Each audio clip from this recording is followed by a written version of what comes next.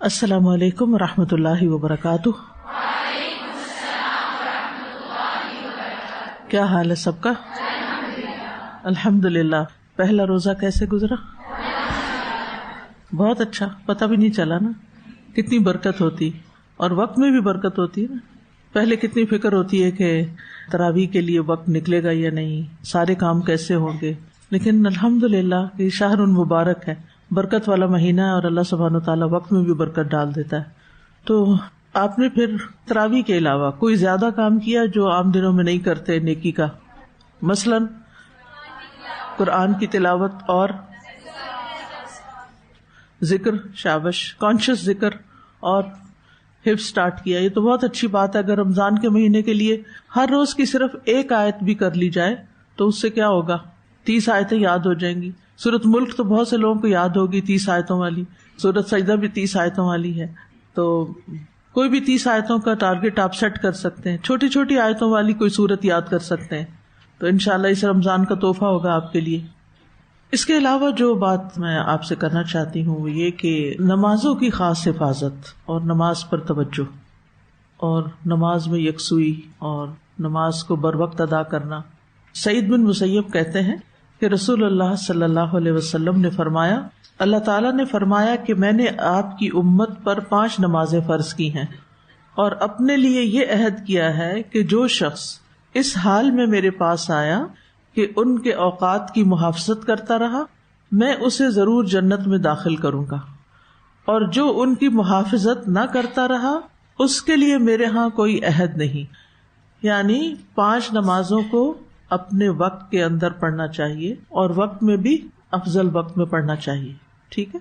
تو آپ رمضان کا ایک ٹارگٹ یہ سیٹ کر سکتے ہیں کہ آپ کیا کریں، وقت کے اندر نماز پڑھیں اور افضل وقت میں نماز پڑھیں، ٹھیک ہے؟ اور اس کے ساتھ ساتھ یعنی فرض نمازوں کے علاوہ نوافل کا بھی اہتمام کریں۔ وہ کیوں؟ یعنی تہجد کے نوافل ہو گئے، تراویح ہو گئی، لیکن اس کے ساتھ ساتھ اور کون سے نوافل ہو سکتے ہیں؟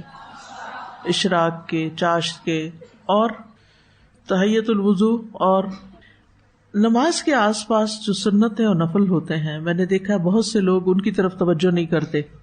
یہ جو سنتیں ہیں نا، بیسیکلی یہ بھی اصل میں نفل ہی ہیں۔ ایک فرض نماز ہوتی ہے اور ایک نفل ہوتی ہے۔ پھر سنت کو یا نفل کو آگے مزید تقسیم کیا گیا کہ مؤکدہ اور غیر مؤکدہ، اور پھر اس میں سے کچھ سنتیں ایسی ہیں کہ جو سنن رواتب کہلائی جاتی ہیں۔ تو یہ کیوں پڑھنی چاہیے؟ ایک حدیث میں آتا ہے، ابو ہریرہ رضی اللہ عنہ کہتے ہیں کہ رسول اللہ صلی اللہ علیہ وسلم نے فرمایا، یقیناً اللہ تعالیٰ فرماتا ہے کیا کہ فرائض کی ادائیگی سے زیادہ بندہ کسی چیز سے میرا قرب حاصل نہیں کر سکتا۔ یعنی اگر کوئی شخص اللہ تعالیٰ کے قریب ہونا چاہتا ہے تو کیا کرے؟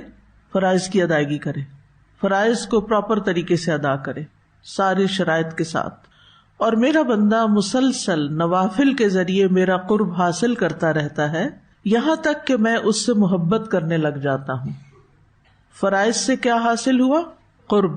نوافل سے کیا حاصل ہوا؟ اللہ کی محبت۔ کس کس کو چاہیے اللہ کی محبت؟ سب کو ہی چاہیے۔ تو پھر کیا سب نوافل کا اہتمام کریں گے؟ انشاءاللہ۔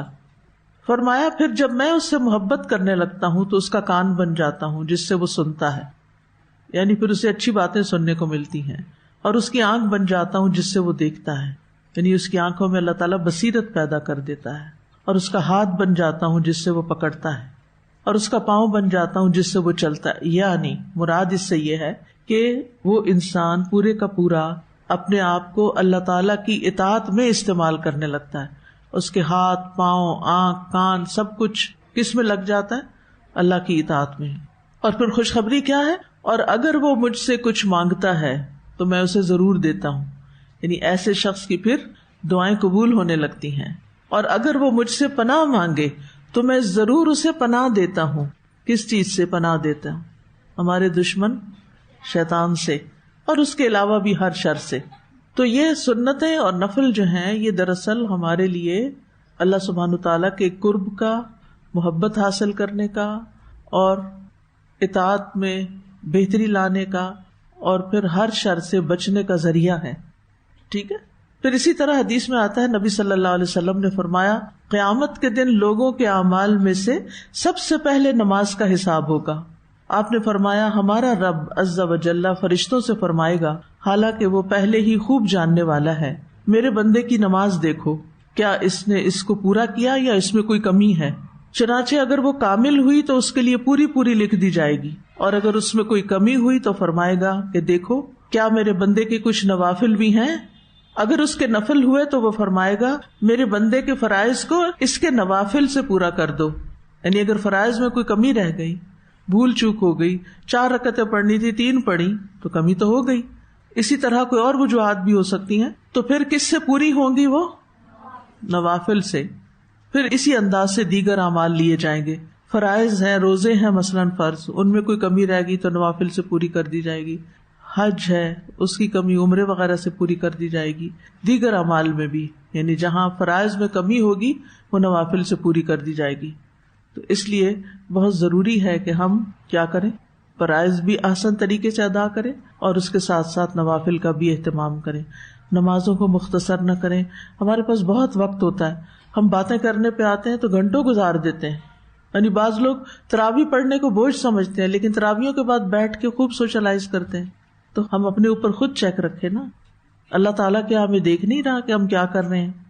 تو یہ تو ہم میں سے ہر ایک کا اپنا نصیب ہے کہ اس کی چاہت کیا ہے، وہ اپنے لیے زیادہ کیا کمانا چاہتا ہے. ٹھیک ہے، تو آج کے لیے اتنا ہی کافی. انشاءاللہ میں ہر روز تھوڑی سی بات کروں گی تاکہ نیکیوں کے اس مبارک مہینے میں ہم نیکیوں میں آگے بڑھ سکیں.